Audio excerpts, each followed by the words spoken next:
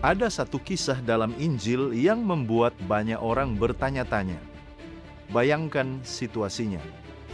Yesus sedang berjalan menuju Yerusalem. Ia merasa lapar. Di kejauhan, ia melihat sebuah pohon ara yang penuh daun. Namun ketika ia mendekatinya, ternyata pohon itu tidak memiliki buah. Lalu Yesus berkata, "Jangan lagi seorang pun makan buah daripadamu selama-lamanya." Keesokan harinya, pohon itu telah kering sampai ke akarnya menurut Markus 11 ayat 20. Pertanyaannya adalah, mengapa Yesus melakukan hal itu? Bukankah Markus sendiri mengatakan bahwa saat itu memang bukan musim buah ara? Kalau memang bukan musimnya, mengapa Yesus justru mengutuk pohon itu? Apakah Yesus sedang melampiaskan rasa lapar? Apakah ini tindakan yang emosional? Mari kita gali bersama.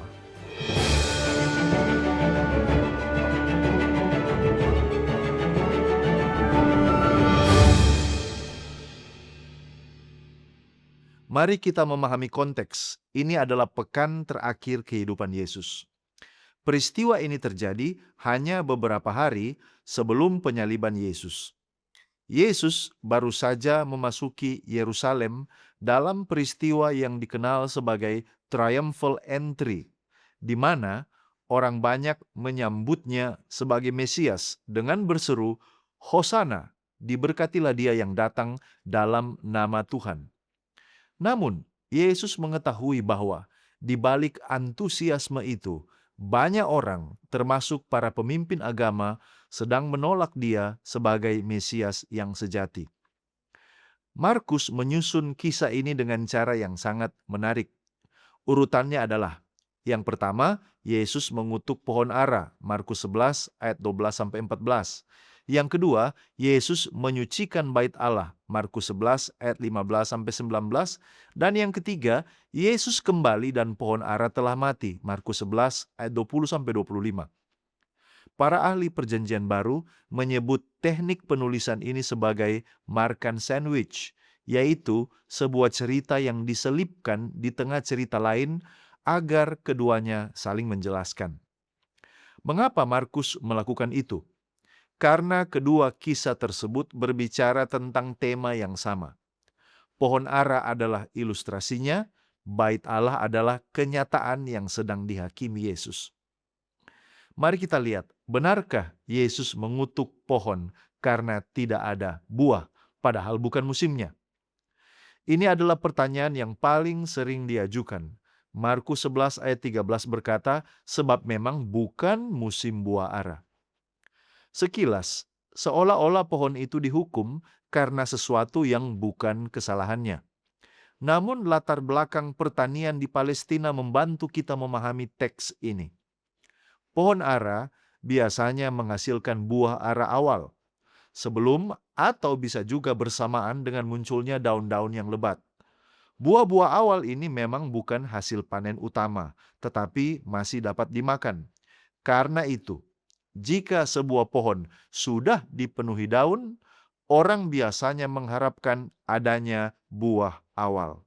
Daun itu menjadi tanda bahwa pohon itu seharusnya memiliki buah. Masalahnya bukan karena pohon itu belum memasuki musim panen utama. Masalahnya adalah pohon itu memberikan kesan memiliki buah, padahal sebenarnya kosong. Dengan kata lain, pohon itu menjanjikan sesuatu yang tidak dimilikinya. Dan disinilah makna simbolis mulai terlihat. Mari kita lihat latar belakang perjanjian lama dari peristiwa ini. Mengapa Yesus memakai pohon ara? Karena dalam perjanjian lama, pohon ara sering menjadi lambang dari umat Allah. Misalnya Hosea 9 ayat 10, seperti buah anggur di padang gurun, aku mendapati Israel, seperti buah sulung pada pohon ara pada musimnya, aku melihat nenek moyangmu. Juga ada Yeremia 8 ayat 13. Tidak ada buah anggur pada pohon anggur dan tidak ada buah ara pada pohon ara. Mika 7 ayat 1, tidak ada buah anggur untuk dimakan, tidak ada buah ara yang awal yang sangat kuinginkan. Lalu kemudian ada Yoel 1 ayat 7. Pohon ara yang layu menjadi lambang penghakiman Allah atas umat yang tidak setia. Nah, dalam banyak bagian perjanjian lama, pohon ara menjadi simbol kondisi ruhani umat perjanjian. Kadang itu melambangkan berkat, contohnya 1 Raja-Raja 4 ayat 25. Kadang ini melambangkan penghakiman, Yeremia 8 ayat 13. Jadi, ketika Yesus mengutuk pohon ara, para murid yang mengenal kitab suci seharusnya langsung menangkap bahwa tindakan ini lebih dari sekedar persoalan botani.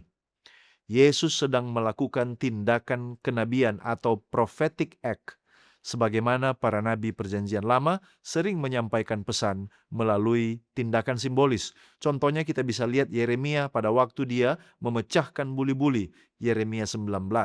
Juga Yeskiel ketika dia berbaring selama berhari-hari di Yeskiel 4 ayat 1-8.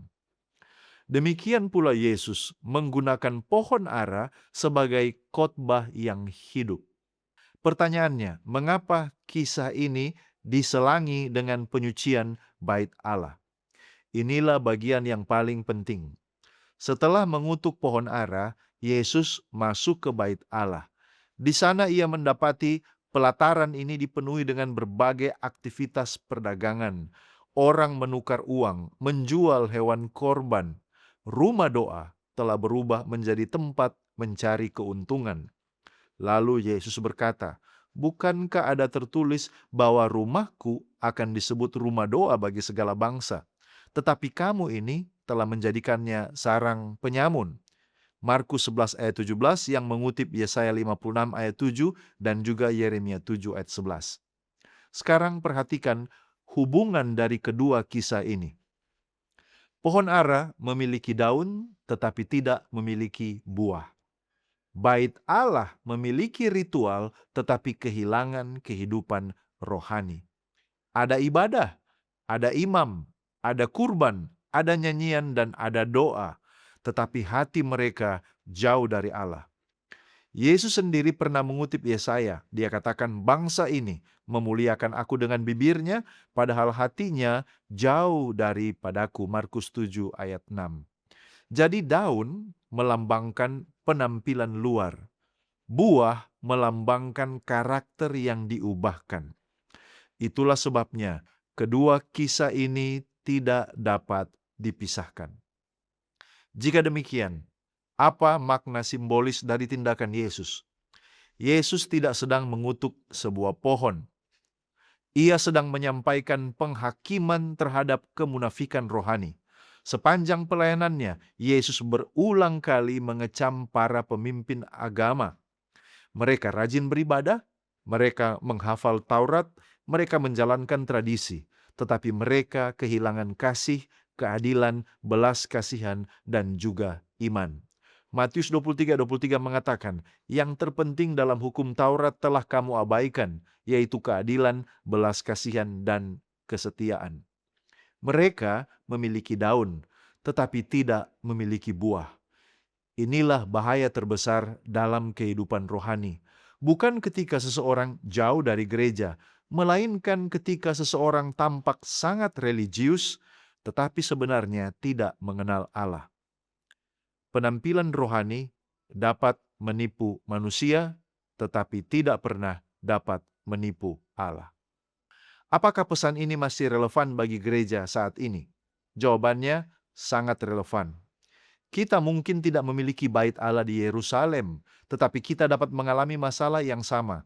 Kita dapat rajin hadir beribadah, aktif melayani, menguasai doktrin, bahkan sibuk dalam pelayanan. Namun pertanyaannya adalah, apakah hidup kita menghasilkan buah roh? Paulus menulis, tetapi buah roh ialah kasih, sukacita, damai sejahtera, kesabaran, kemurahan, kebaikan, kesetiaan, kelemah lembutan, dan penguasaan diri. Galatia 5, 22-23. Yesus juga berkata, setiap pohon yang baik menghasilkan buah yang baik. Matius 7 ayat 17-20. Saudara-saudaraku, Kristus tidak hanya mencari daun, tetapi dia datang untuk menghasilkan buah. Kisah pohon ara sering dipahami sebagai kisah yang keras. Padahal sesungguhnya ini adalah kisah kasih karunia. Mengapa? Karena Yesus memberikan peringatan sebelum penghakiman datang. Ia mengundang umatnya untuk bertobat, untuk meninggalkan kemunafikan, untuk kembali kepada kehidupan yang sungguh-sungguh berakar di dalam Allah. Menariknya, beberapa hari setelah mengutuk pohon ara, Yesus sendiri akan menuju kayu salib. Ia yang menghakimi kemunafikan manusia, justru rela menanggung hukuman bagi manusia yang berdosa. Di salib kita melihat bahwa Allah tidak sekedar menginginkan perubahan perilaku, tetapi Ia ingin memberikan hati yang baru. Yesus tidak datang hanya untuk membersihkan daun-daun kehidupan kita. Dia datang untuk mengubah akar kehidupan kita, karena buah yang sejati tidak dihasilkan oleh usaha manusia. Buah lahir dari hubungan yang hidup dengan Kristus.